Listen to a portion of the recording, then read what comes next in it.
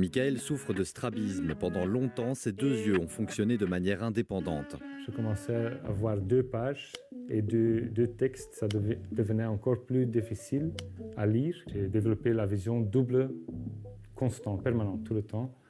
Et j'ai paniqué. Dès l'âge de 3 ans, Michael a développé un œil paresseux. Son cerveau ne fusionnait pas les deux images. On m'a mis le cache-œil, mais ça n'a pas rétabli ma vision binoculaire. Donc mes yeux n'étaient pas alignés et je ne fusionnais pas les deux images. Et donc, j'ai développé 2 façons de voir. Soit je regardais avec un œil, avec l'œil droit, et l'autre tournait vers le nez et était désactivé neurologiquement. Soit je regardais avec l'œil gauche et l'œil droit était désactivé de la même façon. Quand je changeais d'œil, les objets changeaient de position dans la chambre, par exemple, ou même ma perception de couleur était différente l'un œil à l'autre. Donc, je me souviens encore, un jour, j'allais à ma mère et je demandais à ma mère, « Maman, quand tu changes d'œil, c'est aussi différent les couleurs ?» Elle me regardait comme j'étais fou, c'est quoi ça? Et en plus, si tu n'utilises pas les 2 yeux, vous n'avez pas la vision de profondeur, donc vous n'êtes pas assez habile comme enfant et vous faites plus de gaffe et c'est parfois dangereux.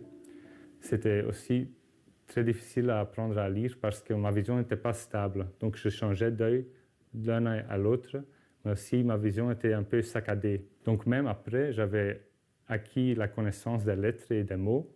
Ça restait difficile d'exécuter l'acte de lire, juste physiquement. Et ça a resté tout au long de ma carrière scolaire, même au secondaire. À l'université, l'œil paresseux s'est réveillé, mais sans être aligné, et les deux images se sont alors juxtaposées. Je devais lire tout le temps, tous les jours. C'est là que mes adaptations visuelles pour faire face au strabisme sont volées à l'éclat.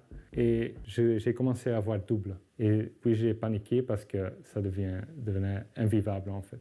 C'est aussi juste des mouvements de quotidien pour aller sur la rue, pour faire les courses, pour voir les amis et tout ça. C'est aussi la mobilité et l'aspect social qui est affecté par cette vision double. Et personne en fait te comprend vraiment.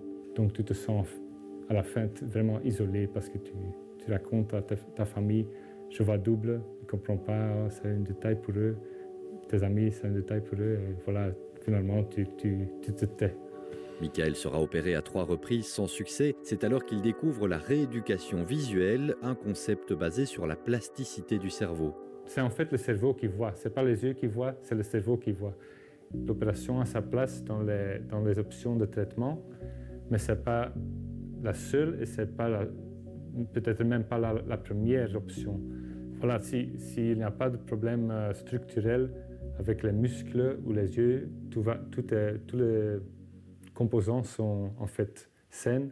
Il faut juste réapprendre à les utiliser d'une manière normale. Par exemple, si vous avez un problème d'éducation, on ne va pas couper dans la langue, on va vous envoyer vers un logopédiste pour apprendre mieux à utiliser la langue. En fait, c'est la même chose si le cerveau n'utilise pas les 2 yeux qui sont à la base saines. Il ne faut pas les couper, il faut rééduquer comment utiliser les yeux, que la confusion disparaît en fait. L'association belge d'orthopsie est beaucoup plus nuancée. Seule une très faible quantité de personnes pourraient être soignées par la rééducation visuelle.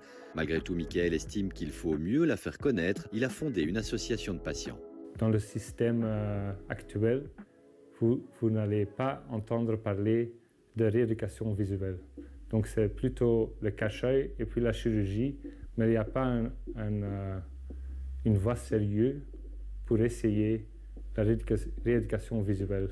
C'est une approche plus moderne aux rééducations visuelles qui va plus loin que ce qui est disponible pour le moment chez les orthoptistes moyens en Belgique.